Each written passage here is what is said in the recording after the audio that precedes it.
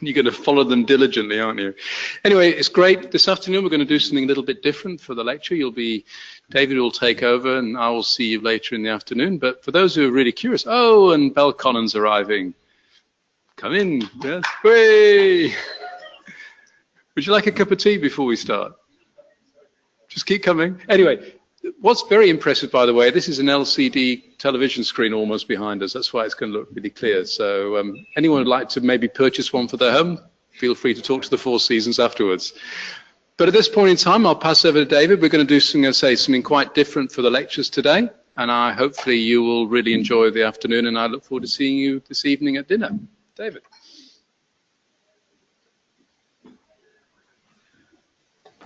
Evening, everyone.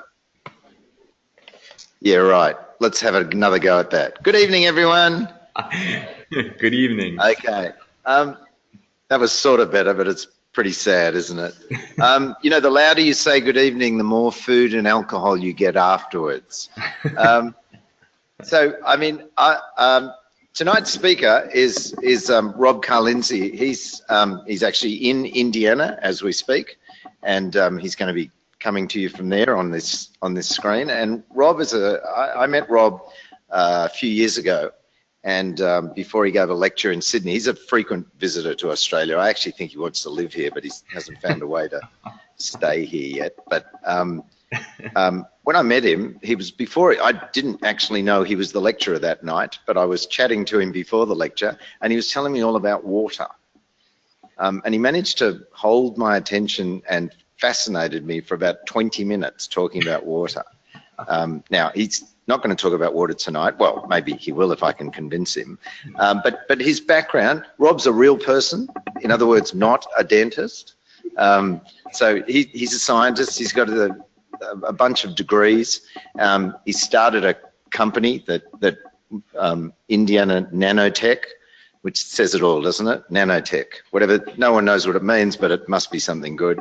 And he's done he's made a lot of advances in terms of fluoride and hypersensitivity of teeth. And I'm sure you're gonna find this really fascinating, and you're gonna learn a lot from it. So, are you ready to rock and roll, Rob? Yeah, definitely. Can you hear me okay? Yep. All right, that was an awesome intro. I love it. I'll leave it to you.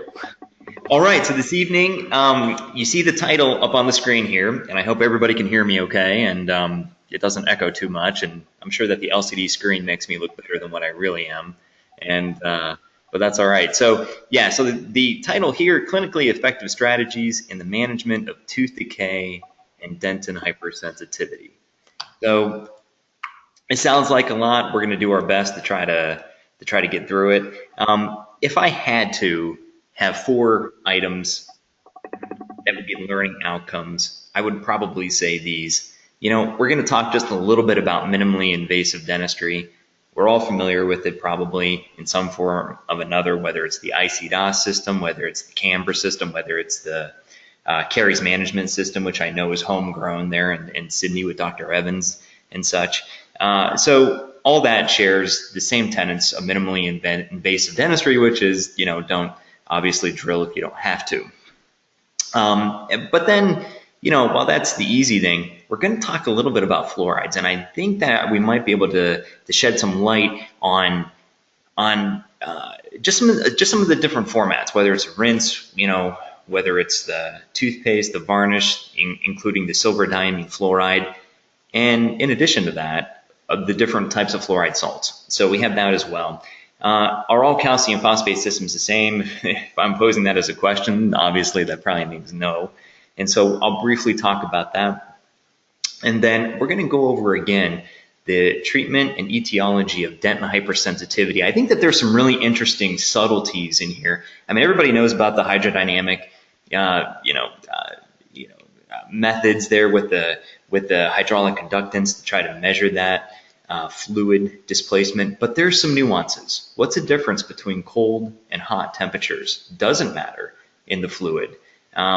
Does pressure make a difference, or does any kind of osmotic contact with the open tubule and that fluid flow within that tubule, does that even make a difference? So I just want to review that again, and maybe there's some things that I'm sure maybe you've already heard of, but maybe it's a nice way to review it. And then, of course, I'm going to look at treatment modalities and approaches that are generally used here in the U.S.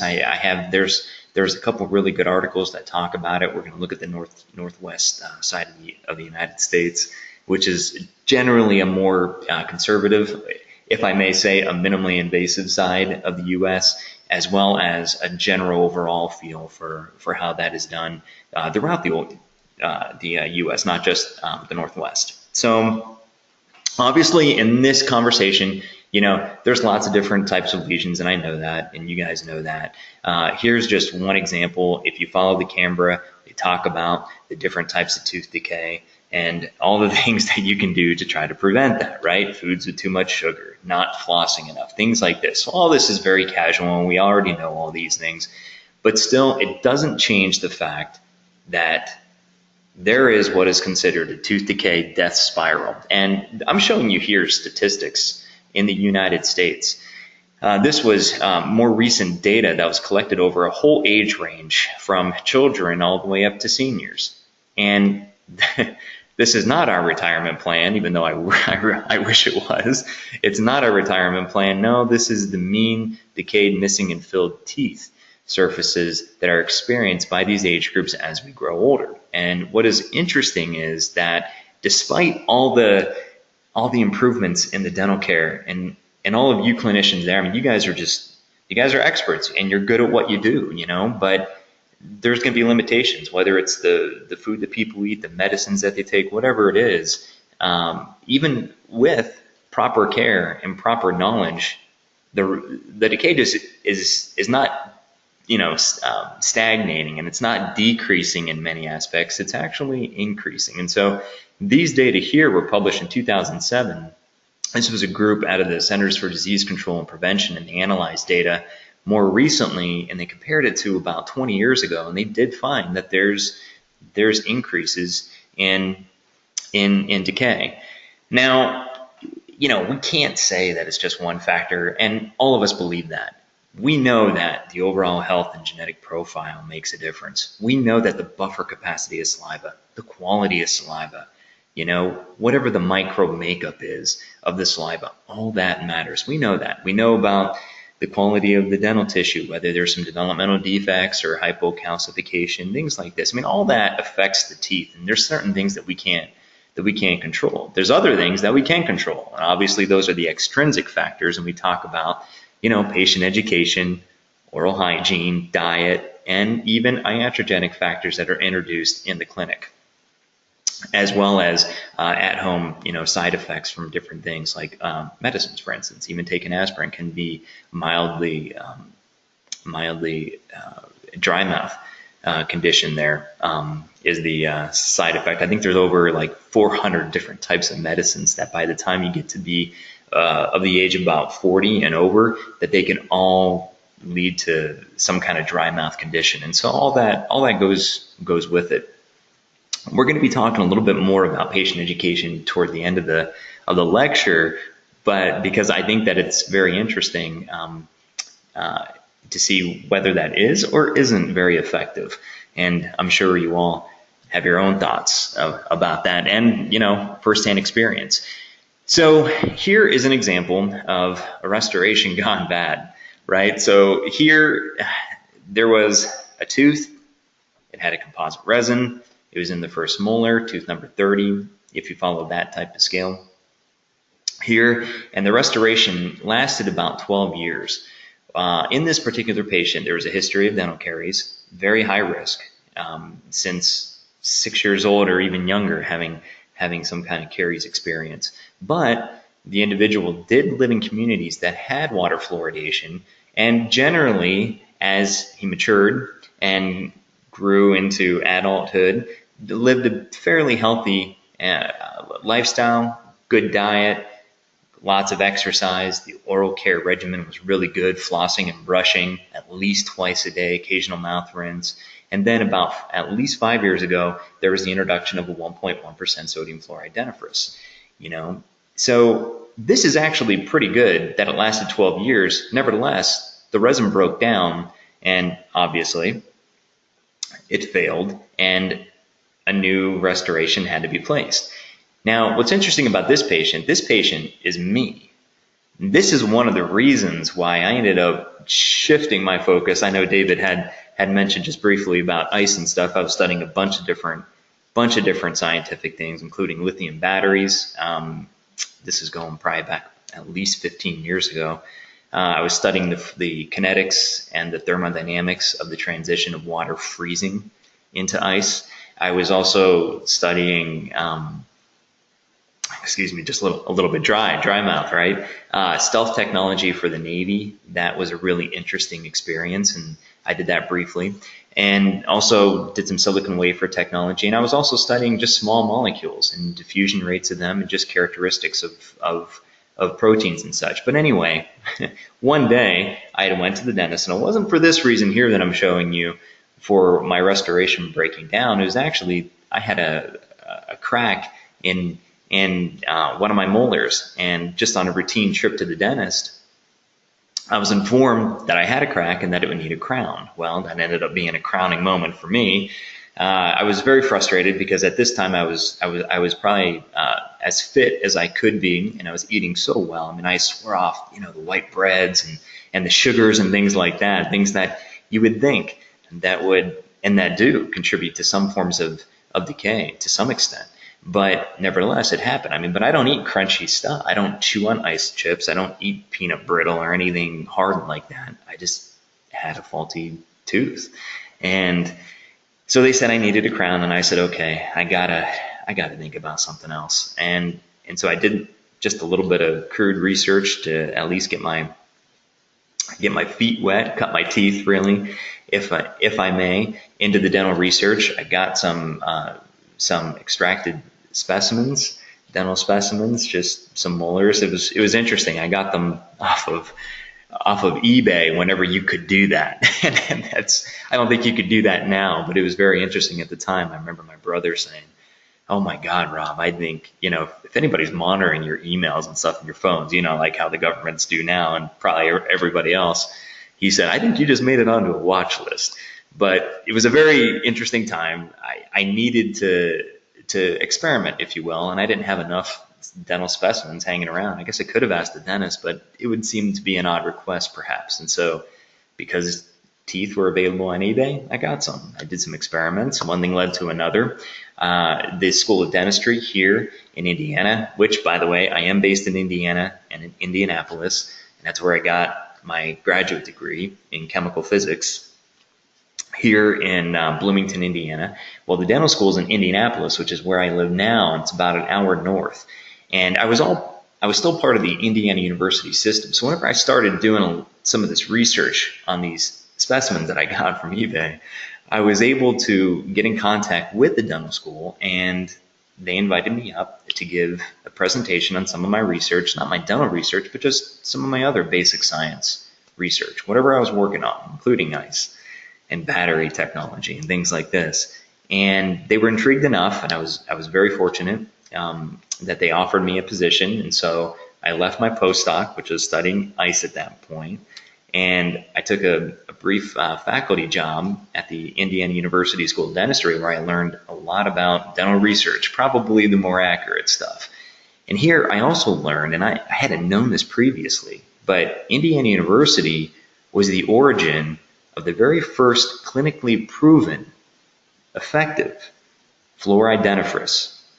People knew that fluoride could work. Fluoride had been working for at least 50, 60 years previous to this. But there was a problem because nobody knew that the fluoride bioavailability would get compromised if it was in a format with other ingredients that could bind up fluoride. So something that has, for instance, calcium in it, then it binds with fluoride because they're like magnets, and it settles out, and then the fluoride and the calcium can't be bioavailable whenever it's needed the most upon introduction in the mouth. So one of the guys who actually helped transition me from academia to entrepreneurism is Dr. George Stuckey, and he had already retired from Indiana University But he knew that I was there, and he himself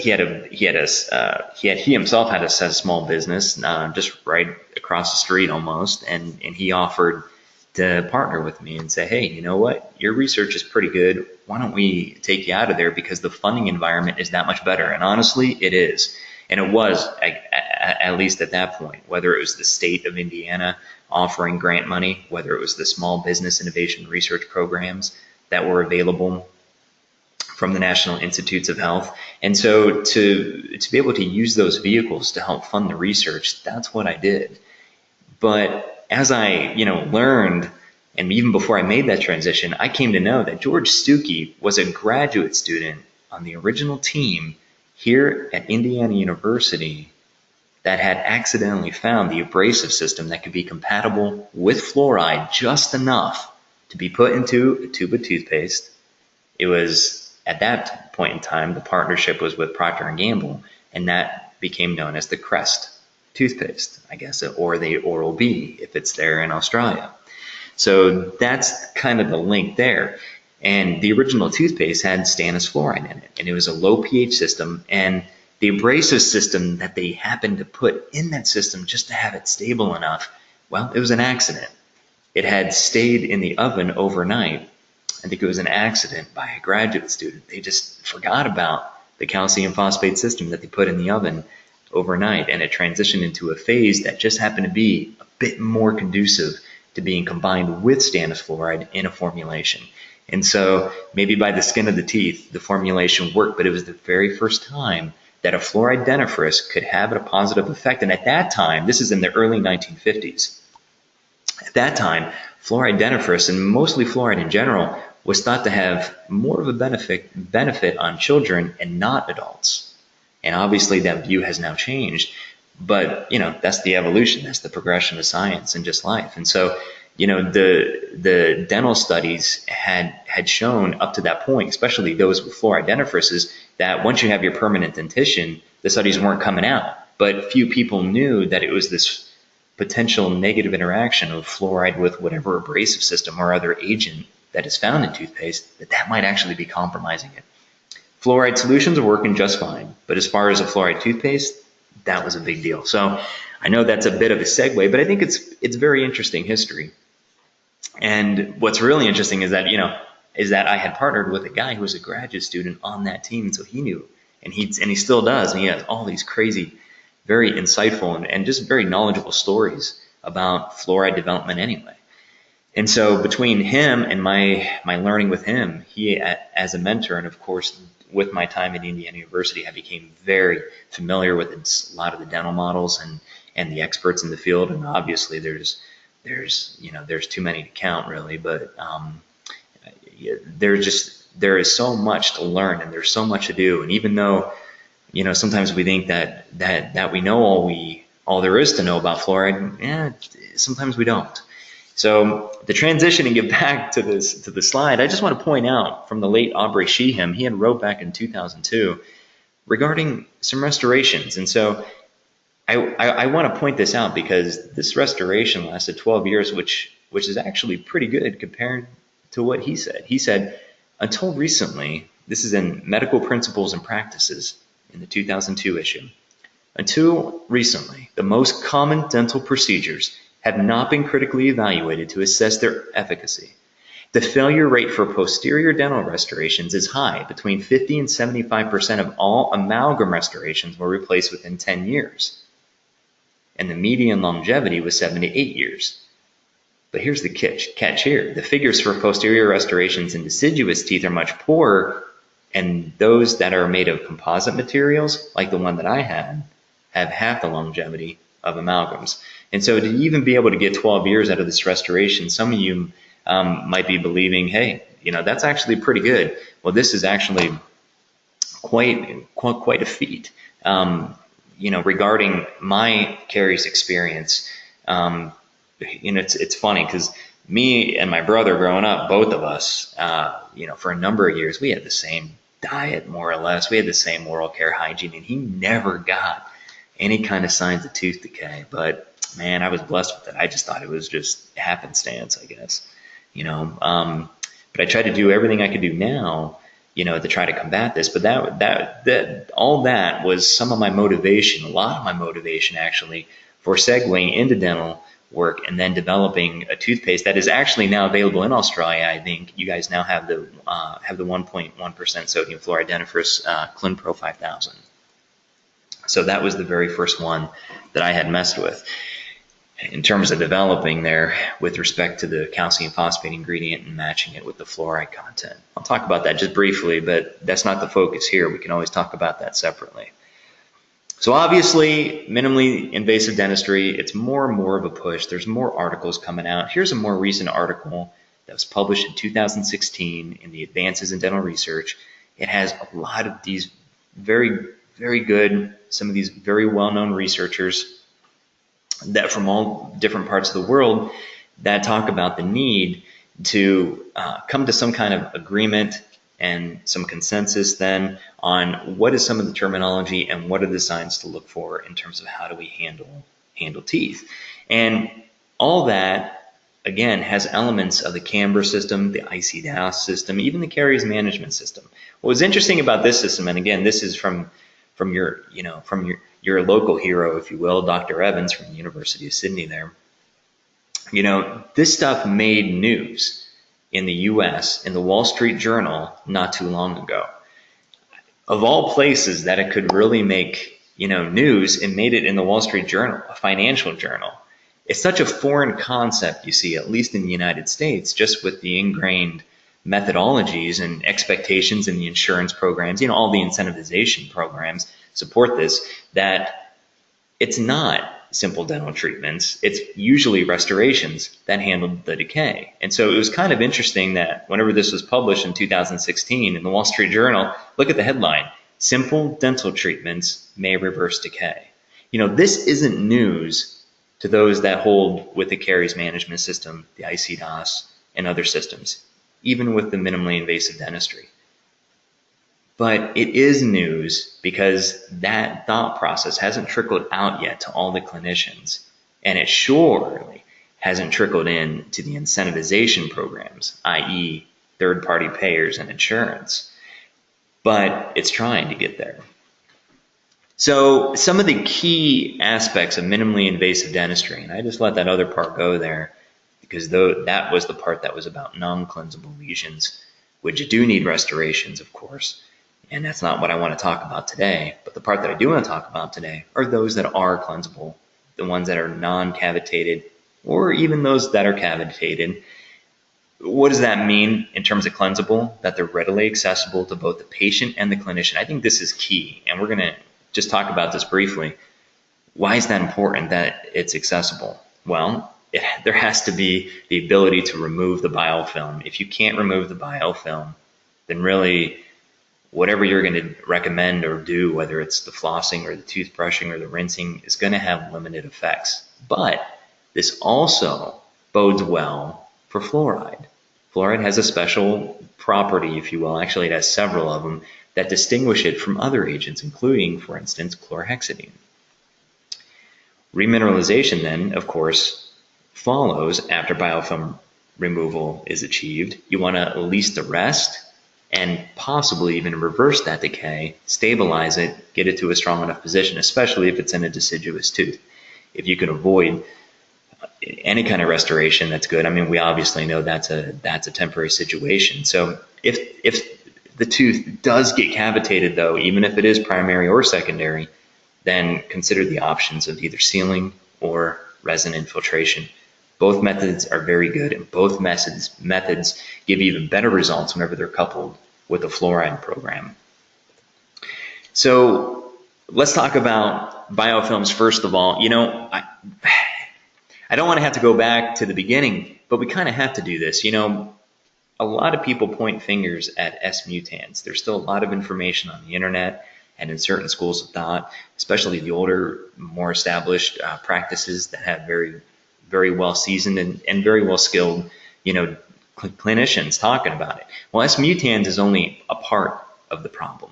In the 80s, well, actually, this goes back even before that, whenever lactobacillus was recommended as the target. Microbe because it was producing the acids that would give rise to the tooth decay. In around 1924 or so, Clark had investigated the identification of a different type of pathogen that he labeled Streptococcus mutans. And he labeled it as mutans because it was able to change shape so well, and the cell was able to morph in response to various external stimuli. In other words, it could survive, and it could survive very well. And that came on, and then there was discussion, well, is it lactobacillus that's the issue? Is it yes, mutans is the issue? And then there's a consensus of sorts where some people say, well, maybe it's both. Maybe lactobacillus, has a major effect on the enamel, and maybe S. mutans more on dentin. And, that can get twisted, of course. And you don't know what you don't know. And as technology advances, as the evolution and the progression and all these sensitive equipment, all these sensitive techniques and being able to distinguish between one species from another and all this other stuff, well, things are going to get more sensitive in terms of being able to identify the issue. In the 1980s, especially S. mutans was really regarded as the driver of the decay, but now it's more of an ecological perspective, where you have clusters of microbes that work in concert with one another.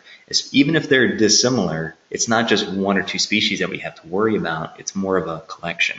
And here's an example of that. I mean, if we looked at subgingival plaque, just on natural teeth here, and this is in vivo, this is in a mouth, obviously, this isn't just laboratory cultures grown, but you're actually looking at subgingival plaque.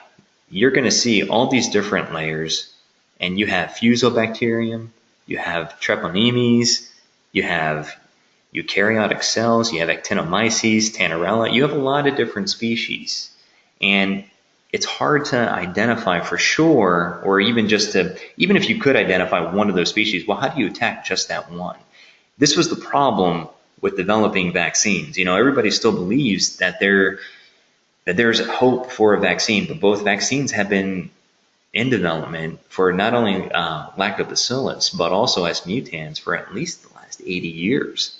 And I mean, it makes sense. I mean, every other disease known to man, especially if it's a terminal one, if it really poses a threat, can be pinpointed to either one bacteria or perhaps one virus. If you think of polio, if you think of malaria, if you think of HIV even, usually it's just one particular agent. It's much more challenging to recognize that there's a whole cluster of all these other agents that can act on the oral flora. But that's what happens. Here's an example of supragingival plaque. So this would be above the margin, and you have all these different layers. You have the very foundational layer, the basal layer, and then you have the next layer here. You have Streptococcus species, you have Lactobacillus species, you even have Actinomyces species. Of course, if Actinomyces is prevalent below the margin, it's going to also be present then in the basal layer leading up the crown. Now, how would anyone try to pinpoint one of these Streptococcus species and say, hey, that's the one causing my decay? Right? It's very challenging. And even if you were to try to develop a vaccine against one of those, well, vaccines have to have specific targets. You either have to target the ability for instance, for the bacteria to produce acid, or for it to attach, or for it to recruit other microbes. There's a lot of different aspects whenever it comes to trying to develop a vaccine. But as you can see here, there's a whole milieu. It's very challenging to just identify one and hope that change can do well. So in 2013, this was published in PLOS One. This is a really neat article because it's by a team that generally hasn't been involved in dental research at all, but they are very familiar with identifying the microbiomes in different parts of the body, including in the dental plaque. And what they looked at is the microbiome of dental plaque in people that were healthy and that also had some disease. And what you're going to see here is that those on the right generally had a caries experience, either active or at least some history and those on the left didn't. They didn't have any kind of decay. If you look on the right, you can see that there's several bacteria that are contributing here. There's an overexpression of streptococcus, of course, but there's also Veillonella. There's also Campylobacteria, and there's also Neisseria, and there's also Actinomyces. And then there's other ones here in the blue and even in the navy colored. Whereas those that have a healthier environment, they have a whole bunch of different bacteria that are overexpressed, including a lot of Fusobacterium, right? You have at least 10 or 12 different types of microbes here.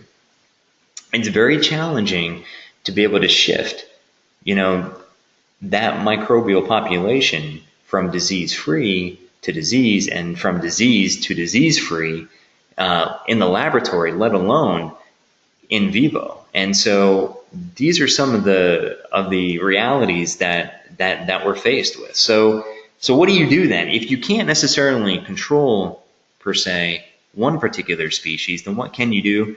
Well, it's what you've been recommending and what you've been telling your patients all the while. But it's just even more important now. You got to get the plaque out. All of these plaque traps serve to create the decay and the inflammations that happen. And, the interesting about this part is it's not just the saccharides that are contributing to it. It's not just the sugars. It's also the proteins. The proteins act as feedstock for those microbes that are especially prominent subgingivally. Above the gingival margin, saccharides predominate. And here is an example of resting plaque. This is a cross-sectional view, and what you're looking at here is about 10 microns in these scale bars. You're looking at undisturbed plaque that had been on dentin, and in the left one, it's for 24 hours, and in the right one, it's 48 hours. Now, the one on the left is pretty interesting because you have a lot of this red intermixed with some of the non-red colors, and then maybe that's like a bluish green or stuff. Now, the red represents dead material, desquamated tissue, just dead microbes for whatever reason that it was. But even if it's left undisturbed and nothing was treated, like fluoride wasn't used or chlorhexidine wasn't used, 48 hours later, a lot of that red is gone. Where did the red go? The red, which was a lot of the dead tissue and the desquamated tissue, even some dead microbes, that served as feedstock to help promote other microorganisms to continue to subsist. What's interesting then is that you say, okay, well, what if that was treated? Well, if chlorhexidine was applied to the outer layer there of the plaque, and again, this is undisturbed plaque, what would this represent? Interstitial spaces, the areas in and about crowns and other margins that are poorly fitted with the gingival line, around orthodontic brackets. These are very real, that there can be intact plaque, especially among patients who just don't care about their oral hygiene. And, Lord knows you see that enough probably in your practices, even more so. I have nothing compared to what you guys see, but this is at least an example of, well, what can happen? So if the chlorhexidine is applied to the surface, there is red tissue that develops because it's dead. The chlorhexidine is having an effect. 48 hours later, it's also still doing a good job, but here's the problem. Again, this is 10 microns thick. Even after 48 hours, the chlorhexidine can't penetrate throughout the bulk of the plaque. It only can subsist on the surface. Well, eventually the chlorhexidine is either going to be flushed away just because of the clearance in the salivary environment, or there's not going to be enough microbes left that the chlorhexidine molecule can hit, and so the microbes will turn dead. Well, we saw before on the previous slide that the extant microbes can feed on those and then still subsist, and so the plaque still is there. So this is one of the points where I think that while chlorhexidine is very good and it should be used, of course it should, if the plaque isn't disrupted enough, the chlorhexidine is going to have a limited effect. And more importantly, even if it wasn't, this is where fluoride can come in. More on that in a bit. And, you know, I just showed this highlight here, the effective plaque control program on gingivitis and dental caries in school children. You know, this isn't new. This has been known since at least 1977, whenever these researchers published in the journal Dental Research that as long as the teeth are clean, regardless of whether fluoride is used or not, there is virtually very little, if any, gingivitis and dental caries. And this isn't just with school children. They also observe this too in adults. The point is, the plaque is the most important thing that needs to kickstart any kind of minimally invasive program, or even any of the clinical work that you perform, you know, for your patient. If the plaque is going to accumulate, it's going to be really frustrating and very thwarting trying to do other things. Okay, so this, I think, David, I would like to do a little bit of an interactive one here. I want to test the fluoride IQ. My gut feeling is, and this is based on my visits to Australia and just interaction with some of the hygienists there, clinicians of all sorts, including academics, whether it's private practice, you guys tend to know very well your fluoride, much better than, for instance, here in the United States. But I wanted to ask you a question because this was a question that was posed in a publication. This actually came out of Indiana University, where they polled a bunch of dental clinicians, including hygienists and dentists here in the state of Indiana, about fluoride. How much fluoride is in dentifrice? So here they got a response of almost 2,400 dentists and hygienists that responded to the survey. And this is in 2005. And they had 6 different answers that could be given. Some said it was less than 100 ppm fluoride. Some said it was around 1,000. Some said 5,000. Some said 12,000.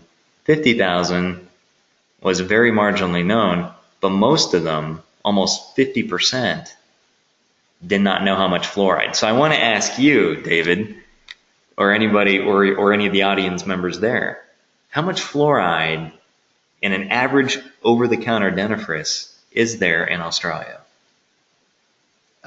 Rob, I'll take a vote here. So how many of you think 5 to 100? We've got one hand up. How many? 1,000? Oh, we've got at least 2,000 dentists have put their hand up for 1,000 here, Rob. 5,000? One more dentist. 12,000? Aussies can't count that high, Rob, so we've got a problem. 50,000? Don't know? Oh, all the hands have gone up again, so let's vote. No, the most popular number we had was 1,000, yes? Yes, that's a most popular number. That is the right answer. And we're talking about over-the-counter dentifrice. Get this, here in the United States, that wasn't the predominant one. Here in Indiana, out of 2,400 dentists and hygienists. And so I suspected right. You guys know a bit more than some of the dentists and hygienists here in the state of Indiana. It's a fine state, and I don't mean any disrespect, but this is just what the data shows. What's interesting is that the hygienists have the same knowledge as dentists with respect to this question. Now here's another question. I think this one may be a little bit more tricky, but we'll see. These dentists and hygienists, again, almost 2,400, were asked again, how much fluoride is in an APF gel? Again, the APF means acidulated phosphate fluoride. You had almost the same standard fluoride levels as you did before, less than 100, 1,000, 5,000, 12,000, 50,000, or don't know. David, what do you think there? Okay, so let's start with the don't know group. Oh, everybody knows? All right, good. Then we'll go to the other end. 5 to 100? 1,000? 5,000? We got about half, or maybe a third of the room. 12,000? We got another third of the room. 50,000? One more person. And that would mean that 1/3 of the room is actually in the don't know group but not admitting it. All right, I'm all right with that. That's okay. You know why? Because that's even better than what it is here in Indiana. Almost 50% don't know how much fluoride is in the APF gel. The correct answer is about 12,000. And here in Indiana, the hygienists had slightly better knowledge than the dentists. Whether it's because they're the ones interfacing with the patient, you know, in this aspect here, Maybe, I don't know. But you can see how there's a problem here if most of them don't know how much fluoride is in the APF gel. I'm not, again, this is not to be disrespectful, but I'm going to show data that shows that it matters how much fluoride is in a product and when that product is given to your patient. So all this will bear on that. It makes a big difference whether there's 100, 1,000, even 5,000 compared to 50,000 ppm being delivered. All right. So then this was about the mechanism of action. I kind of don't, I can see all of these three as being as equal, or if not, maybe one more than another one. But if we had to choose the primary mode of action of fluoride, again, out of, in this particular case, 2,000 hygienists and dentists that responded to the question, there were three possible answers: post-eruptive benefit, pre-eruptive benefit, or is it a glycolysis issue? What is the primary mode of action of fluoride? David, what do you think? Post-eruptive? Post-eruptive? Yeah, there's about, they're dainty little hands sort of going halfway up. So they're sort of almost post-eruptive, I'd say about half the, hard to tell. Can I see a show of proud hands this time? Whoa, okay, about 2/3 of the room for post-eruptive. Pre-eruptive? About a third, all the oral surgeons. Glycolysis. Does anyone know what the word glycolysis means in this room? Okay. The preferred mode is post-eruptive. And hygienists had slightly worse knowledge than the dentists here in the state of Indiana. See, this goes back to, remember how I was talking just briefly about before, toothpaste, especially fluorides in general, were thought to have more of a benefit on children than they did adults. This probably reflects a little bit of the age of some of the clinicians responding to the survey. But it is post-eruptive is the predominant. So you're looking at less than 30% of those 2,000 plus dentists and hygienists just within the state of Indiana, could identify that as a primary mode of action. You guys are already, see, much more knowledgeable, much more savvy, if you will, right? Okay, so then here's another one. Type of fluoride modality used often. Here, almost 2,400 dentists and hygienists responded, and it was either the APF or neutral gel. It was either the fluoride foam, fluoride rinse, fluoride varnish, or don't know. David, what do you think? Okay. APF or neutral gel in trays. Not a single hand in there. Oh, no, there's a few people. Come on, be proud. I can't see them if they don't go up. Oh, suddenly people think I'm giving them the answer. So we're about close to a third. Fluoride foam in trays. We've got 1 hand, 2 hands, 3, about 5 hands for that. Fluoride rinse. Really? Only 2 or 3 people. Fluoride varnish. 1/2 of 1 person. And don't know? That's awesome. Come on. I've only seen about a third of the hands go up in the room. So everybody knows, but they're not telling. But everybody knows that they're not telling, yeah. Well, it's a very interesting, and again, there's a purpose for us exploring this, but varnishes are used the least. And, the one that is used the most, obviously, is either, the fluoride foam in trays, which, come on, 50% of them are using. That is one of the older modalities. Yeah, it's an oldie but goodie, but it may not be the best one. But fluoride varnishes are used the least. And I put an unhappy sign in the thumbs down, and I'm not doing that just to be silly. There's a very good reason for that. If there was another question that said, well, you know what, if nobody wants to use varnishes, right? If we look back at this slide here, if the dental practitioners aren't using varnishes, well then, what about the medical staff? What about in the pediatrician's office or the physician or the nurse practitioner? There's even school-based programs. There's all kind of different programs all over the place. A lot of them say, yeah, I think that the medical staff should do it. Only a few say no, and of course there's always people that don't know. But what this might mean is that if the clinicians that are usually engaged in the oral environment aren't necessarily open to doing it, then it could always be a possibility for the medical staff. So there could always be some partnerships there too. But that's an interesting part. So here's another survey, and I'm just going to briefly go through this. This was in Texas. This is a completely different group. This was published in Journal of Contemporary Dentistry in 2012, and they looked at licensed dentists within the state of Texas. Those that responded said, hey, look, we use fluoride in practice, whether we're general, pediatric, or public dentists, it doesn't matter. We use it a lot. Only 18% reported using fluoride varnish most often, and pediatricians were especially high on that. There's a reason for that, and we'll show. 57% correctly identified primary mode of action of fluoride, which as being as the post-eruptive versus the pre-eruptive or even the glycolysis. But only 5% knew post-eruptive was better than pre-eruptive in terms of fluoride benefits. Still, the take-home here, though, I'm going to point to is that fluoride varnishes are coming on. At least they're using them more in Texas than they are in Indiana. But the fact is, varnishes need to get better.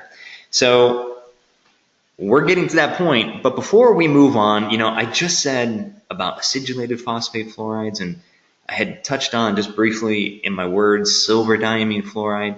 Well, there's so many different sources of fluoride. What gives? What are some of those differences? There was a really nice article published in 1972, and again, we had to go back into the dental research to get into this because there's a reason why these products are here now, right? Again, it's the evolution, it's the progression of things, and we had to try to identify, well, what are the sources? Why are we using sodium fluoride, for instance? And so I want to try to just loosely explain that, just in terms of looking at morphology of teeth.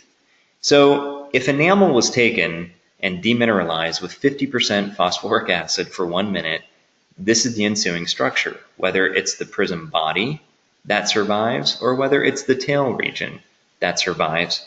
Phosphoric acid has obviously an etching effect. Now, if that same etched material was treated with zirconium tetrafluoride that has pH of 1.8 for 5 minutes, this is the type of morphology of the deposition, and this is no salivary treatment, this is just in the laboratory. You just take the specimens, you just treat it, and you say, hey, what type of interaction does that fluoride system give with the enamel? What does that look like? This is what it does. So you have that very rough, like deposit looking layer. In other words, it doesn't look like tooth mineral. And in fact, some aspects of these globules, they have like this eggshell shaped geometry really and morphology. A lot of them are even hollow. And so this is zirconium tetrafluoride. You probably don't see zirconium tetrafluoride then very much in some of these dental products because the morphology just isn't there. One that some research groups continue to push as a very good anti-erosion strategy is titanium tetrafluoride. It's very acidic, pH 2 here, and it was applied for 5 minutes, and then here was the ensuing structure. It's very tight. Although there is some deposits that are on the surface of enamel, it definitely looks a lot tighter, but it definitely doesn't look either like enamel as well. In other words, we don't know what's going on with the rest of that titanium as it sits there on the tooth. And so I think that this is one of the reasons, not only morphologically, but then what happens with the titanium that is not used ubiquitously in terms of like as an over-the-counter product. Now here's an interesting treatment here. You have sodium fluoride, pH 4.9, so this is slightly acidic, of course, for 5 minutes. Here you can still see the underlying demineralization of the openness from the etching of the bodies, but of course the tail regions and that interprismatic region is still present, and then you get all these little globules. Those little globules, of course, represent some of the calcium fluoride that can form and that can then, dissolve later, break down under certain hydrolysis conditions or even acidic conditions. Because of that ability, this is one of the reasons why sodium fluoride is chosen. Here's one with acidulated phosphate fluoride, for instance, what that might be given is like in a gel. The mineralization is definitely present, but it's very stark and it's very sharp, and owing in part to the acidulated nature of it. And so additional etching will commence, but then also delivery of fluoride can then commence too. And then lastly, you have stannous fluoride. Now, stannous fluoride is a very interesting beast because of the stannous ion. Here you have very well articulated keyhole type structures in the enamel structure. It's still fairly rough, and it exists mainly at the enamel surface. It doesn't seem to have a great subsurface benefit. This has been observed in several studies that show that, including X-ray diffraction studies that say the treatment with the stannous fluoride generally gives a combination of maybe some calcium phosphate clusters, but also maybe some stannous phosphate fluoride. But that's mostly, the stannous phosphate fluoride is observed mostly in the laboratory and not necessarily in the clinic. In vivo is not the same as in vitro in terms of mineralization. There is benefits. They're largely confined to the enamel surface, and some of that mineral that does form isn't necessarily all crystalline and enamel-like, but it is amorphous. So if we were to look at just sodium fluoride then, and we're not talking about amide fluoride, and we're not talking about sodium monofluorophosphate, although there are similar arguments that one could use there.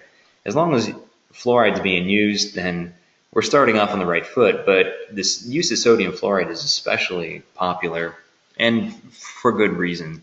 It doesn't necessarily need to have hydrolysis in order to make it work, as does, for instance, sodium monofluorophosphate. And amide fluoride, that tends to work fairly well under acidic conditions, while sodium fluoride can work pretty good in a range of pHs, whether it's neutral or not.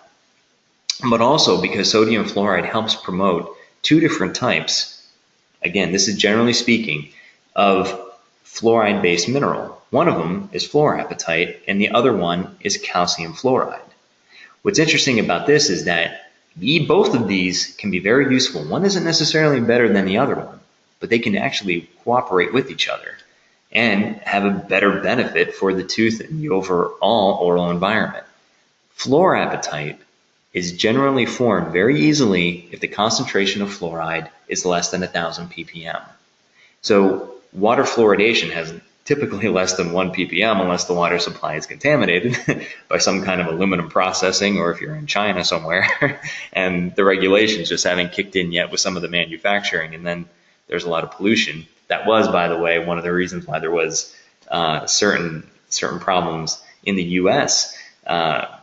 During the revolutionary times, not Revolutionary War, but during the Industrial Revolution, whenever a lot of these manufacturers were making some really, really advanced materials, including some steels and stuff, and extracting aluminum. Fluoride is used as part of that, and so part of the waste cleanup necessarily wasn't as good as what it is today. And so some of the fluoride ended up in the community water supply by accident, of course. Nobody intends to poison, at least we would hope that they don't, until it's too late. So anyway, so the fluoride found in the water, generally less than 1 ppm, that generally contributes to fluorapatite formation. Even if formulations have a little bit less than 1,000 ppm, you're generally going to form fluorapatite. So what are the conditions then that you form calcium fluoride? High fluoride systems, whether it's a 1%, like 1.1% sodium fluoride dentifrice, a gel, maybe a 5% sodium fluoride varnish. Maybe you have acidulated phosphate rinses. Even silver diamine-fluoride can do that. So you kind of get the idea there. With the calcium phosphate system that I developed, I was able to match the level, and it's very low saturation, very low content on purpose, because it helps match with the fluoride content. You're actually able to bridge the gap between fluorapatite and calcium fluoride and have a bit of both. I'll show you some calculations in just a minute. But the key aspects of fluoride is that fluoride mostly accumulates in the outermost 100 microns of enamel. It doesn't penetrate down deep into the dentin as long as there's enough thickness in the enamel, and certainly doesn't penetrate into the pulp. Fluoride is lost continually from the tooth and the mouth, and this is one of the reasons why a varnish was even developed. We'll get into that in a moment. Fluoride is generally found in higher concentration permanent than primary teeth, so this also follows a post-eruptive benefit in a way. And then these other three are very well known. It increases resistance to acids, it inhibits microbial activity, and it also accelerates remineralization. But the inhibits of microbial activity is very interesting, because if we were to look at the impact in the oral environment with respect to fluoride dose, and here we have about 1 ppm of fluoride, so this would be water fluoridation. You have fluoride mouth rinse levels, maybe up to 250. A little bit higher, maybe you're getting into children's toothpaste, or even at the low end of some over-the-counter toothpastes at 850, and still with some rinses that go up, maybe at least 450 or so, and even some prescription strength rinses that go up even higher. Here you have over-the-counter dentifrice levels of fluoride, and here you have prescription strength stuff, whether this is a fluoride gel that's administered in the clinic or a take-home product, whether it's a dentifrice, varnish, things like that. You have this. So you have these 5 different dose ranges, if you will. And down here, I group these in terms of microbial growth, microbial processes, IPS and EPS production, strengthening of enamel, and increased enamel acid resistance. So with respect to the inhibition of microbial growth, the fluoride that's found in the water, while it's very good in general to be incorporated into the enamel, it can't necessarily inhibit the growth of the microbes that can lead to the decay. But it can have an effect on the microbial process. This would be the inhibition of the acid production through the glycolysis process, through the metabolism of sugars and other saccharides. So even 1 ppm that's found in the water is enough to inhibit microbial processes. Even though it doesn't kill the bacteria or inhibit them, that's okay. It inhibits their ability to produce those acids that can cause decay. It also is sufficient in helping to shift the nature of the saccharide matrix that are formed either internally, which is IPS, or externally. The external polysaccharide matrix production is the plaque system. The internal plaque or polysaccharide system is used for subsequent energy in times of not plenty, but in times of drought of sugar especially, or if it's a microbe that feeds on proteins, then bacteria or desquamated tissues, cells, things like that.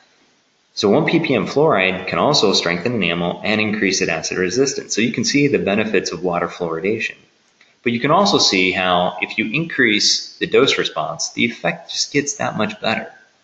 And this is one of the reasons why it's important to understand how much fluoride is being given to the patient, whether it's in the dental office or whether it's as a take-home product, because this can help improve that communication with the patient, and also could help your understanding as well to say, okay, what can we may be expecting if we give, for instance, an over-the-counter toothpaste versus a prescription strength toothpaste, or what are some of the advantages that maybe a fluoride varnish has that that community water fluoridation doesn't. And so all this tends to lend into that. I think that this is a very important slide. And the slide is also continued on in terms of the actual modality. So if we were to look at the approximate estimated caries reduction, again, all this stuff I reference, all these references are available, and you can always request information from me if and as needed. But all of these are based on referenced work. If we were to look at the different modalities, we can really see some eye-opening trends. Like, okay, so fluoride salt. Salt can actually be almost even up beyond 80%, but the issue is compliance here, because who wants to eat salt? We're not horses.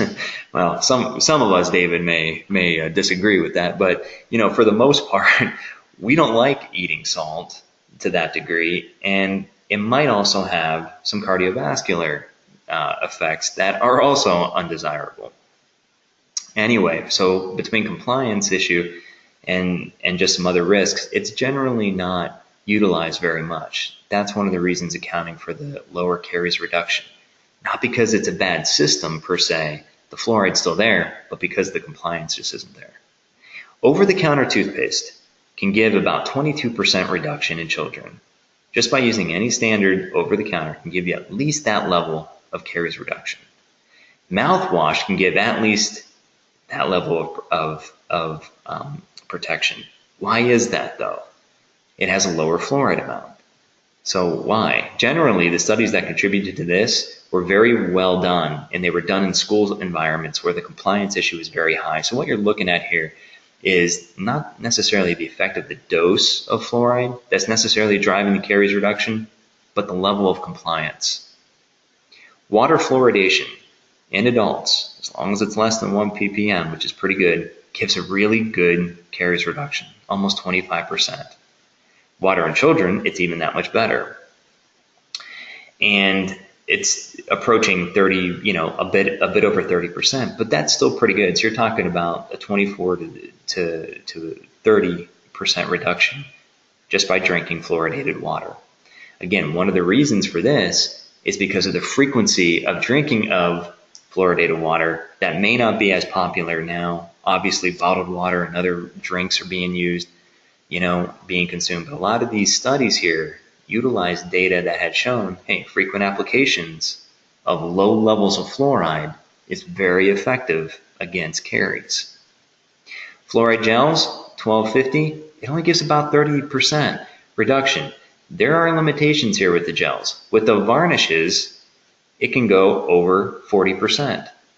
This is one of the reasons why I had the thumbs down and the unhappy face whenever we were comparing gels and varnishes, because varnishes are pretty good. They give a pretty good caries reduction.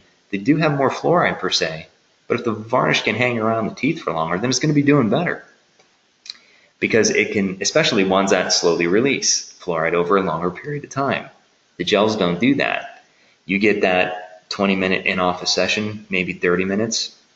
It tastes nasty and everything else, and obviously there's gagging effects, and then you got to rinse it out. But the varnish, I'm not saying that's any better. I know that there's sticky stuff, and I know that there's issues there, but at least it resides in the mouth longer than 20 or 30 minutes. The silver diamine fluoride is very good. The concentration is so high, and it also has silver, which can also help act as an antimicrobial, and so that can also lead to good caries reduction. But a prescription strength toothpaste, 5,000, 75% reduction. One of the reasons why it's so good, yeah, fluoride dose does matter, but it's the modality. It's easy to use.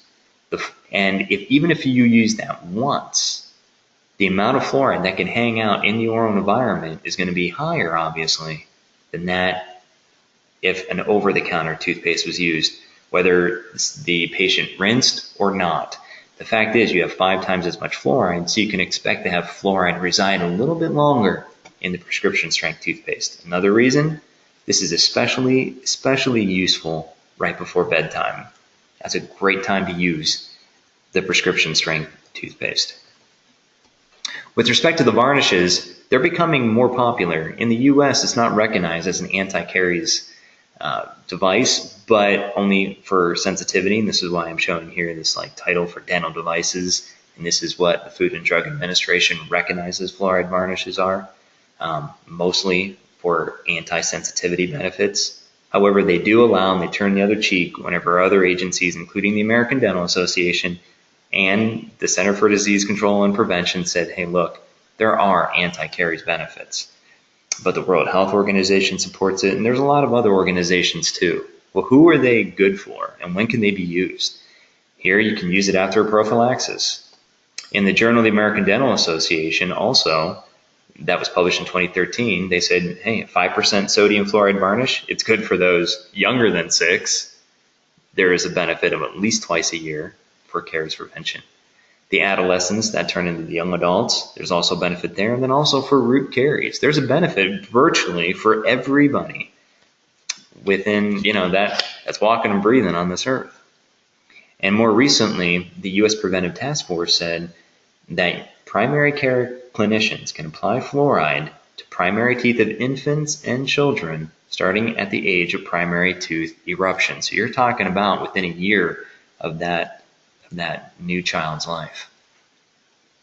Here's another reason to use varnishes over gels if there is the difference to consider. They're safer and they're already more effective, as I shown in that chart. So here was a study, and this was published by Dr. Ekstrand in the Journal of Dental Research in '87. What they did is they administered the acidulated phosphate fluoride gel, orally of course. Children weren't supposed to swallow it, but nevertheless, some of course does get absorbed, either through the gingival tissue or it just gets swallowed and then ends up in the bloodstream.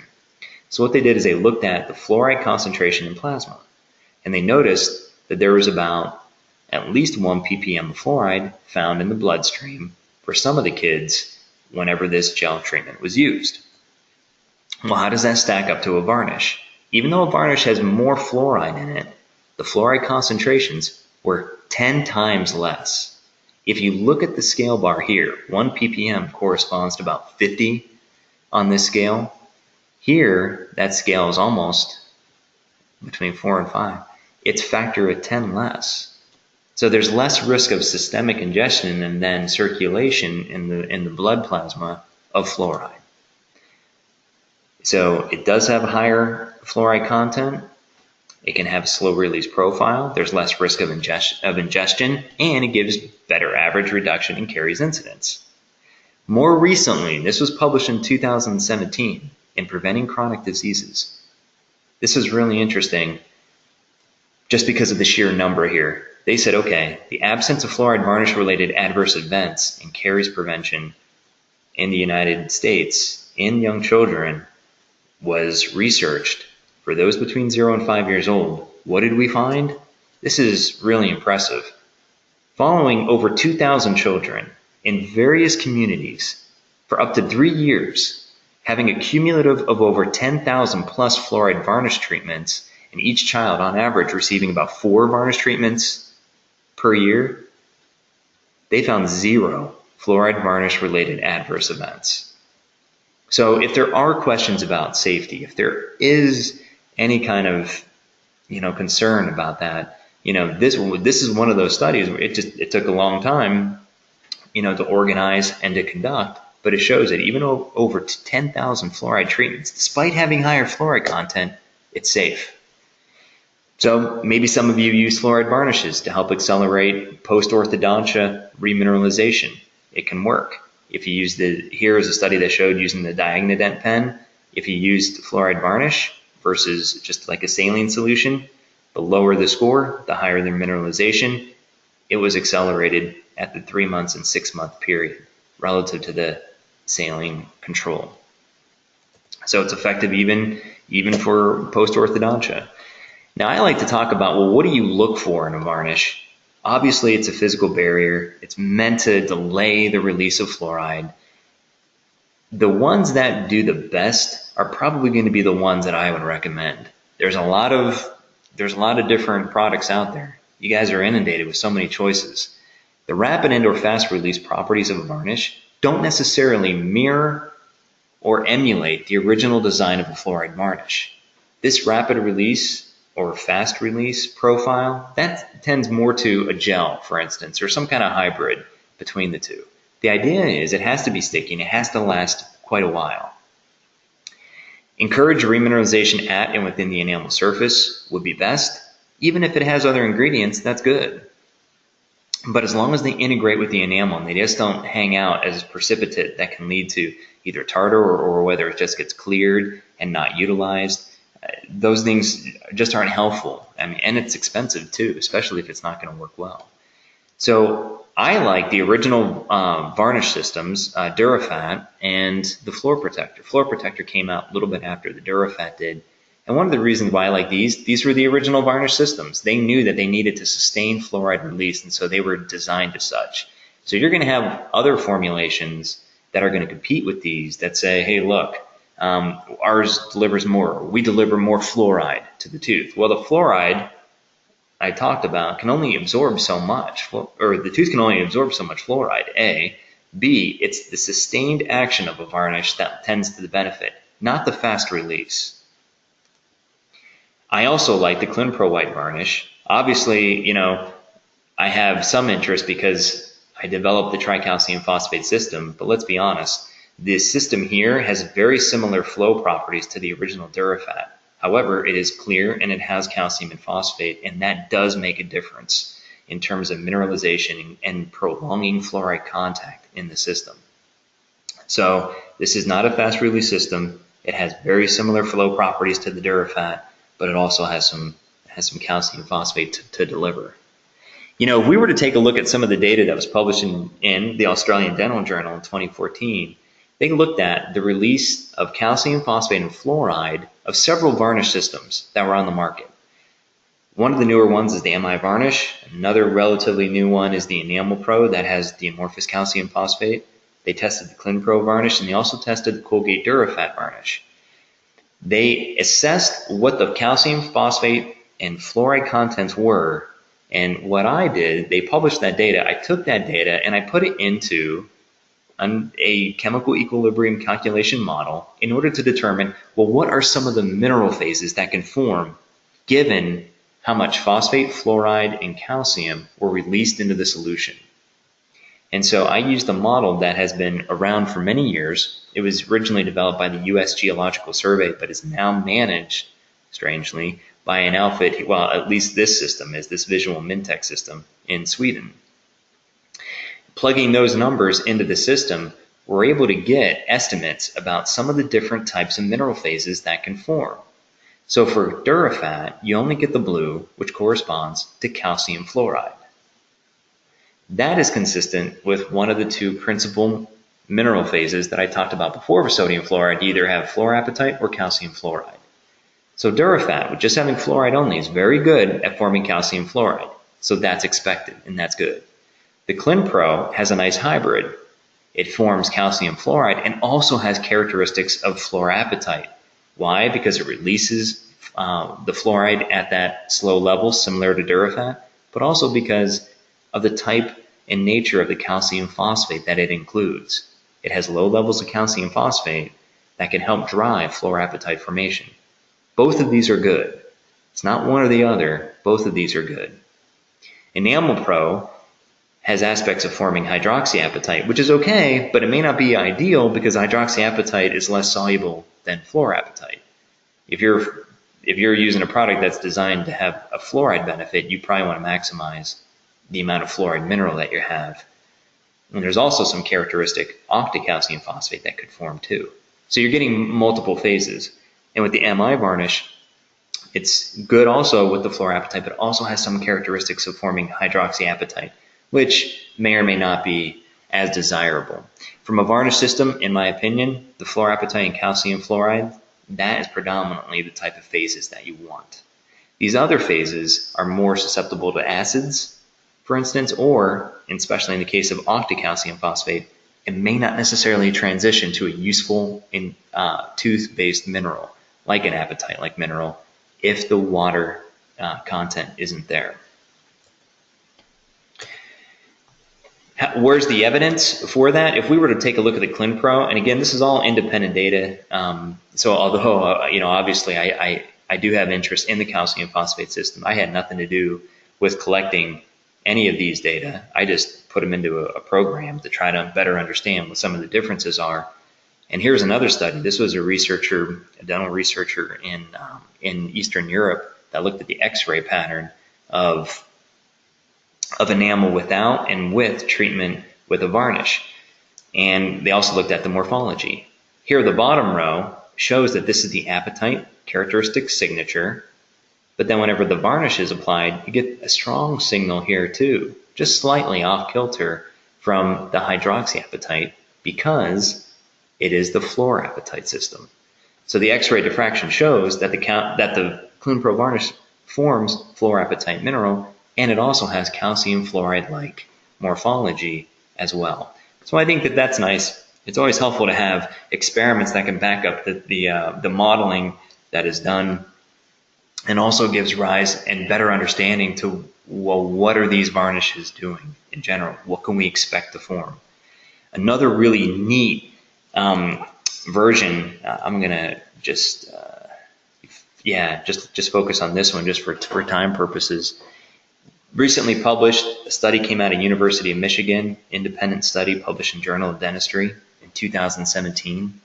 What they did is they looked at fluoride content, but this time they weren't worried about how much fluoride was in the tooth structure. They looked at how much fluoride resided in the plaque fluid and in the salivary fluid. And they looked at 3 different types of varnishes. The Cavity Shield and ClinPro are very similar. Cavity Shield lacks calcium phosphate. That's the only difference there. And the Enamel Pro is a different system completely that has amorphous calcium phosphate. What's interesting here is that the ClinPro varnish was able to sustain fluoride levels in the biofilm much better than the other 2 varnishes.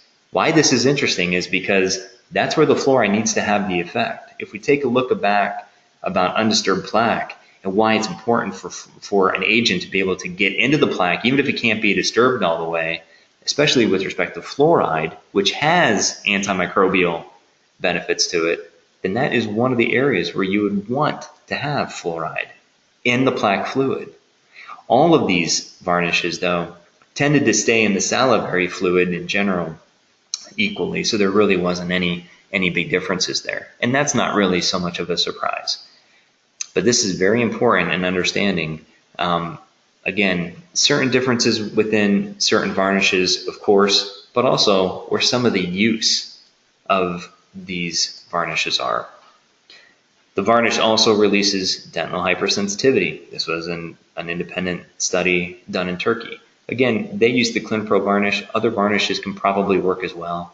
I just chose one here that was more recent, 2015, and it was an independent study, and it looked at this varnish versus a control. So, toothpaste and creams, just like how I did that other model where we took data that was released or that was labeled in this particular case, which is here, in the different products, you can also determine the various chemical phases. In short, I'll just say here, 2 of the ClinPros, they both have fluoride, and they both have the tricalcium phosphate, but they have very low levels of calcium phosphate. One of the reasons why they do is because if you don't have that, you get a whole bunch of other calcium phosphate phases that are present.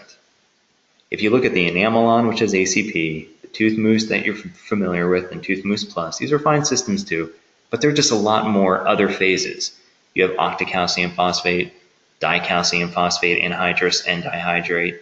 You still have hydroxyapatite potentially. You even have some characteristic, we call it here beta TCP. There's really not a formula for an amorphous calcium phosphate. It's closest to just natural beta TCP, and so that's why the system uses that model. But you see that you have a lot there. And the problem with this is that in an environment where the moisture isn't high, the transition from these other phases, from these non-apatite-like phases to either a fluorapatite or hydroxyapatite, not only take longer, they may not happen at all. It all depends on the water content in somebody's mouth. Generally, if somebody has dry mouth conditions, they're not going to have a lot of moisture, and so the transition from some of these other phases to a more acid-resistant phase may not occur. And this is one of the benefits where you can have these 2 other systems that can provide that kind of benefit. These are less sensitive, the ClinPro 5000 and ClinPro Tooth Cream, for instance, they're less sensitive to moisture. So these would be especially suited for those with dry mouth conditions. And again, that's not to say that these other ones can't work, it's just going to be more challenging. Again, this was another study here. Again, I'm using independent data, but in this particular one, they used just the fluoride control, which is nice, the 5,000 and 1,000. Again, you see that predominantly you're going to get, in these particular systems, calcium fluoride. Whenever you start adding in just a touch of calcium phosphate in order to improve the mineralization profile, you start getting also the ability to form fluorapatite. And you still get some hydroxyapatite. It's just by virtue of the level of calcium phosphate and fluoride present. These are generally lower in terms of content relative to something that is like a varnish that has a lot more fluoride. So those are good systems. And this is another study that shows what the enamel looks like. I won't dwell on that right now. What I want to do, and I have a neat video, but I'm not going to show that just for the sake of time. We need to make sure that we talk about sensitivity and such. So silver diamine fluoride, this is pretty important, and it's especially important as with respect to the senior population. You know, here's one study that was in the that was published in 2013 that talked about some of the different modalities. And silver diamine fluoride, it just became launched here in the US and therefore available not too long ago, maybe like 1 or 2 years. But I know it's been available in your neck of the woods at least. I mean, maybe you don't use it, and maybe not necessarily in Australia, but certainly in Japan and some other countries nearby. They've used silver diamine fluoride. Some of them propose it as a best choice for older adults, the 38%. And then they also say, with respect to root caries prevention, even a 5% sodium fluoride varnish can work really well.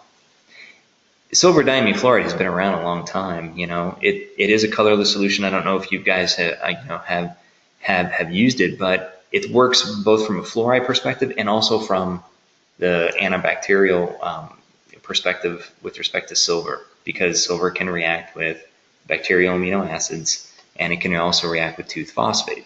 And we know that because the silver is deposited into the lesion after treatment. Now, obviously in the anterior teeth or even in the posterior teeth, depending on the aesthetic profile that you're looking at, this may be a concern. And it's a very valid concern. And maybe it's very good for primary dentition, and maybe even especially good for posterior teeth. Now, if you're a senior and you also have posterior problems and anterior, maybe silver diamine fluoride is better than getting a restoration. I don't know. Those details, you know, can be worked out in the clinic, and obviously with respect, you know, to that given caseload. There's not a one size fits all here, but you can see how there can be some benefits, and there can also be some concerns. David, I'm about ready to start into dentin and hypersensitivity, but before I do that, I just wanted to just kind of break just for a minute just to ask if there was any questions, if there was any comments, and then we'll get on to dentin and hypersensitivity. Do you have anything thus far, bud? Any questions?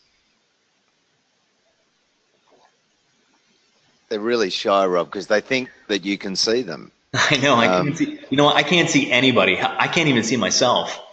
I have to look at this. I have to look at this white dot on my on my screen, which is fine. I don't mind doing it, but it's really hard for for me to know, even what I look like them from what you guys look like.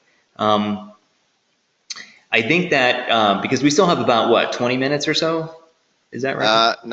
No, we've got about 10 minutes. You got about 10 minutes. Yeah. Dang, see, we just keep going. I think you keep going would be good. Okay, well, let me. They don't want to hold you up. Everybody here looks a bit hypersensitive to me. So here we're going to talk about dentin and hypersensitivity. I want to bring this out. This is I didn't make this up, okay, audience. I didn't make this up. This was available in 1885. This is just one advertisement. Cocaine tooth drops. This is the preferred agent, if you will, in controlling hypersensitivity prior to the 20th century. In fact, it was so ubiquitous and it was used all over that they even said, well, with regard to the local application of cocaine and its salts, I think there can be no doubt that it has established for itself a permanent place in the dental pharmacopoeia. That was published in 1887.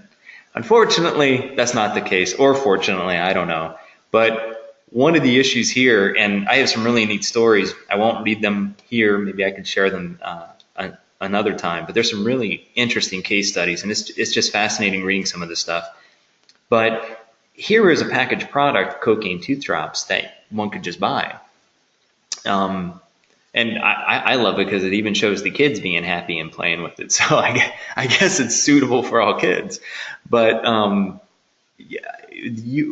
this cocaine systems, whether they were salt or solutions, they were either pre-prepared or they were left to the device of the clinician to make his own. And so the clinician could use whatever concentration he wanted.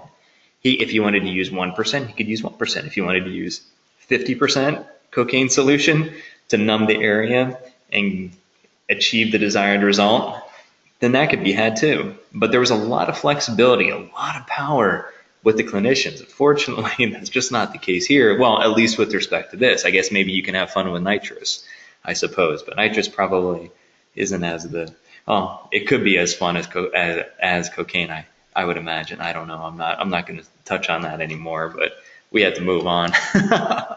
So one of the things that we need to talk about and we need to make ourselves very clear about is that, boy, and you guys know it very well, you know what, you're not alone. You've seen it. Well, you know what, researchers also have seen it. They just don't talk a whole lot about it in the literature, but the tubule density and appearance does vary incredibly depending on where you're at in the tooth, whether you're in the crown region, whether you're in the root region.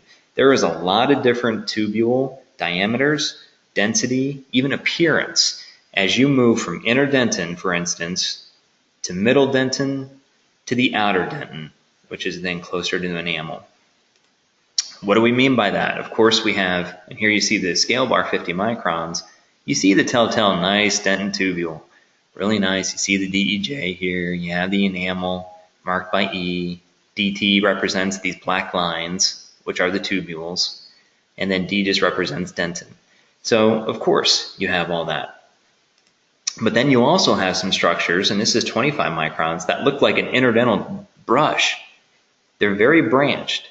This is yet a whole different morphology, if you will, appearance of the tubules, and that is within, in this particular area, that was harvested from the cervical area of this tooth, and that corresponds here to the orange in terms of the number of tubules in this plot. And then, of course, you have some different orientations. You see, over here, you had a lot of nice, everything was nice and parallel and was running in the nice directions. Here, things start to get a little wavy and runny. You have some interdental brush-like appearances here, a little bit wavy and stuff. Well, that has even fewer dentin tubules. And this one was definitely within the root dentin. And you can see that there are differences. Why we bring this up is because potentially the sensitivity is going to matter depending on the wear of the enamel. So if there is wear from attrition, if there is wear from gingival attacks, then one can expect potentially that the number of tubules, the quality of the tubules, even the shape is going to be a little bit different. So it's not just as easy as just saying, hey, here's an opening and we need to address it, we need to fill it. There's going to be different levels, and that doesn't even talk about the threshold levels that some people have to pain. But there's a fundamental distinction in the tubule appearance depending on where it's at. And so here's just some close-up look of some dentin here. This was the scale bar here is 10 microns. This is just zoomed in at about 30,000. I'm sorry, 10,000 times magnification. You have a scale bar here at 1 micron. This is sound dentin, and this is demineralized dentin, just an exposure to citric acid. You see the morphologies there, the openings are there, and of course around the tubule, that paratubular mineral has been lost, and that's one of the reasons why then the shape looks relaxed. Without the mineral-rich layer that surrounds that opening, the collagen loses some of its hard structure, some of its confinement, if you will, and can also start to relax. And so these holes can actually stretch open a bit. Just a property of it. I mean, citric acid, even EDTA solutions, phosphoric acid, commonly used to prep, a tooth for any kind of endodontic treatment there. It's reasonable. It's expected. You want to open up that tubule to try to get access to what you need to do. Here is a neat schematic. Now, this was with one of my collaborators. This was collected on a very powerful instrument in Japan. I guess, you have to write a proposal to get it. approved, and then you got to go, and then you have to spend like days there collecting data. But this was a non-invasive assessment into the actual structure of intact dentin, and they used it with x-rays. And I just think that this is fascinating. I just want to show you a little bit here. All of this was made up of individual scans that were then piecemealed together to reconstruct the dentin tubule, or I'm sorry, the whole dentin substrate. You can see the tubule alignment, and it's very fast, this animation, but I'm just trying to show you. Again, this is all based on experimental data, and what you're looking at now is down a tubule into the core, and here's a 3D representation of some of those tubules, as you see, within this section of dentin. And I just think that this is just fascinating, because it's hard to examine all of these structures without A, destroying it, B, if you don't destroy it, then you somehow modify it, and then C, it's it's the structure as is. It's not a replica. It's the actual model that you used. So with respect to the mechanisms here, we know, based on hydrodynamic theory, that the tubule fluid can respond to nociceptive stimuli: inward movement, outward movement.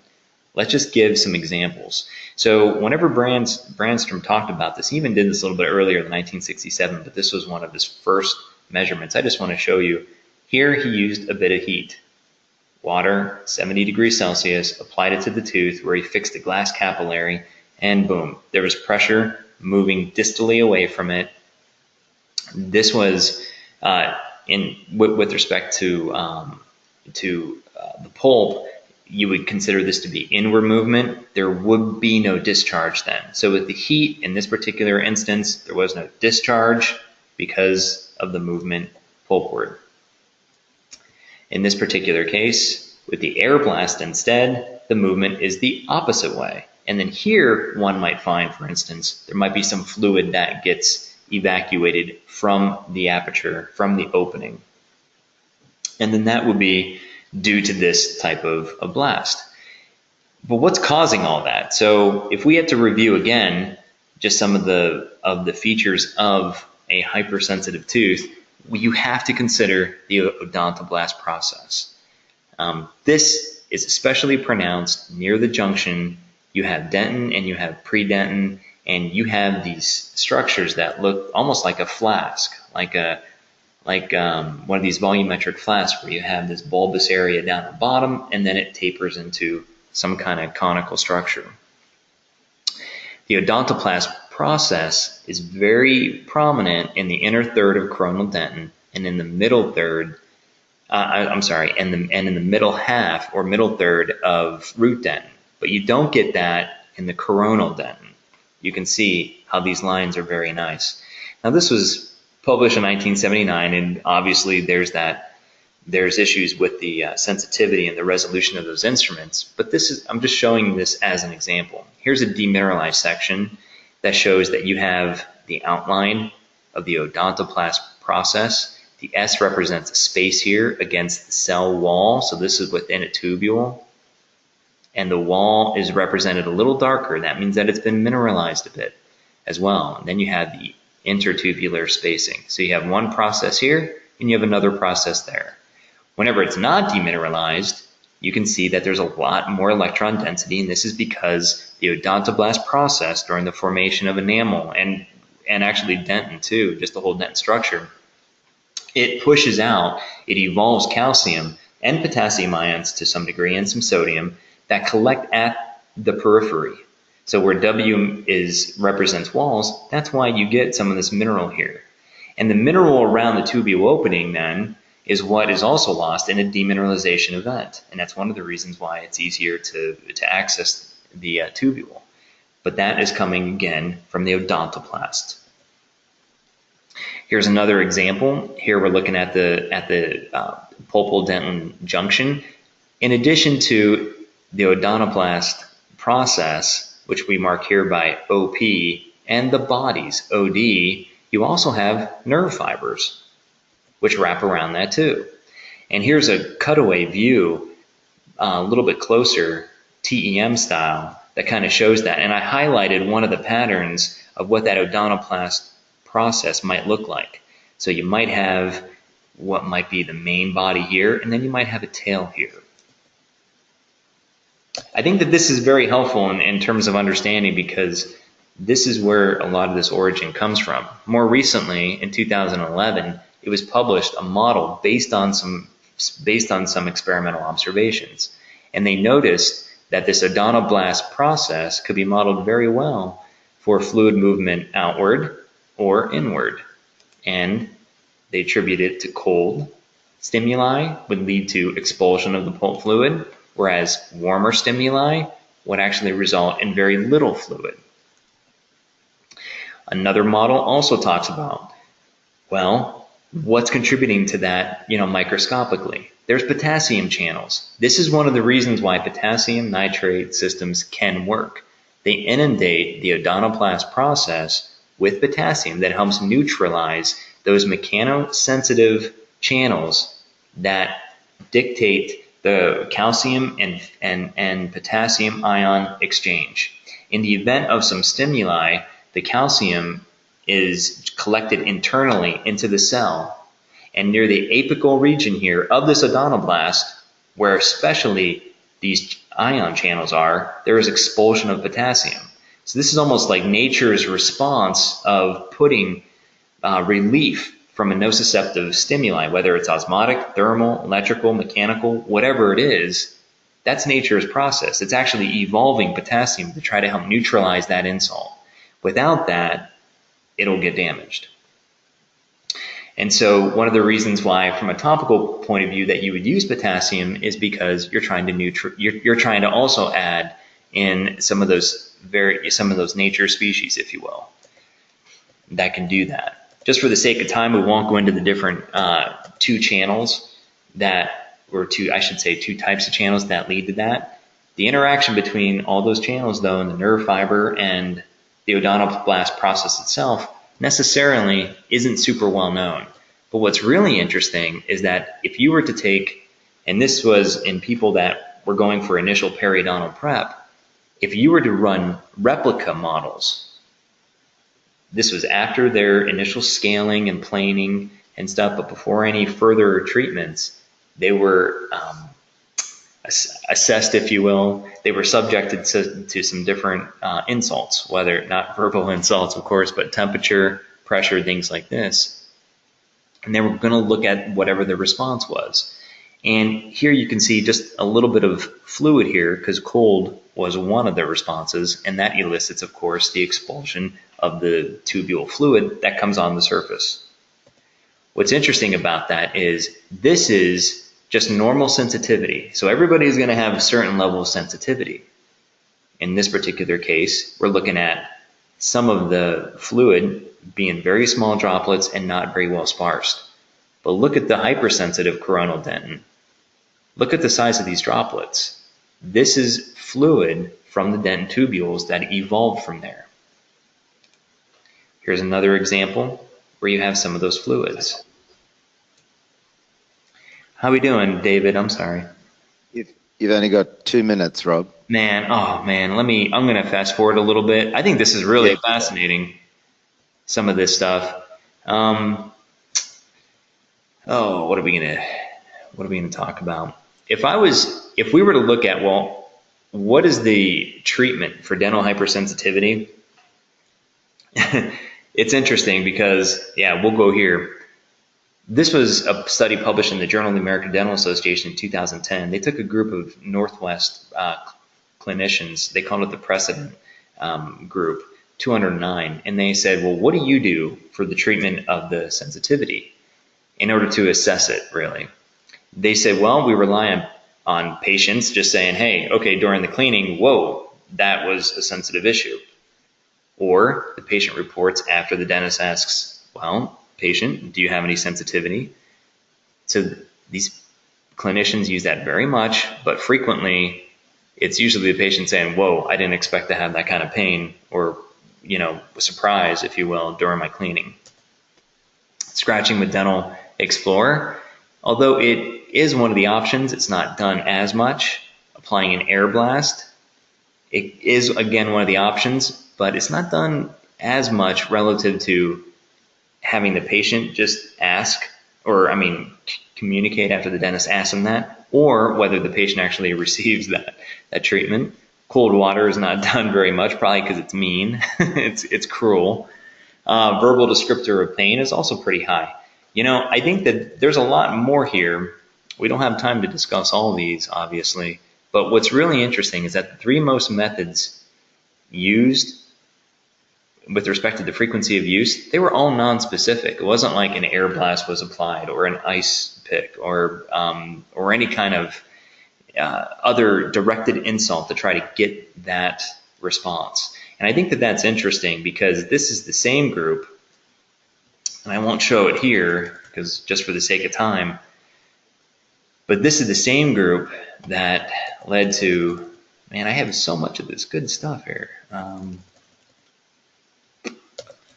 We'll do it here. Fluorides. Fluorides are very well used, and they report highly successful with respect to the management and relief of the hypersensitivity. Bonding, that can work well too, but it just isn't as successful as fluoride treatments, and it's not as desirable for further investigative study. Advice in terms of toothbrushing and diet and all that, although it's used quite a bit, it's not as successful as you can probably understand in that sitting here right now. Restorative treatment is an option, but look at this. The restorative option the clinicians felt isn't as successful compared to fluoride. There's just one other one that I want to point out, and this was in 2010 whenever this was published. There had already been some calcium phosphate systems, but there's not a whole lot. Although it had modest success rate, it was still maybe as successful as a restoration, or even the glutaraldehyde, which I think is a very good method too, but even potassium nitrate. But what was especially promising here was that it was interesting and desirable for study. If that could be coupled with the fluorides, it could imagine maybe what some of these benefits could be. So this is another reason why maybe a combination product might be very well used. Another thing that I want to point out, I won't do it here just for the sake of time, but more than one treatment is going to be used, and everybody believes so. So whether it's an in-office, for instance, fluoride varnish treatment followed by a OTC potassium nitrate, or even just a combination dentifrice, all that would be really good. So and so there's definite differences there. So anyway, so I will wrap up now. Of course, questions, I would love them. Here's my email if you want to write to me, if you want to have specific questions answered. I didn't get a chance to get to everything, as normally happens in any kind of presentation, but I really appreciate your time and your patience and just everything. So thank you very much. Rob, thank you. That was fabulous. And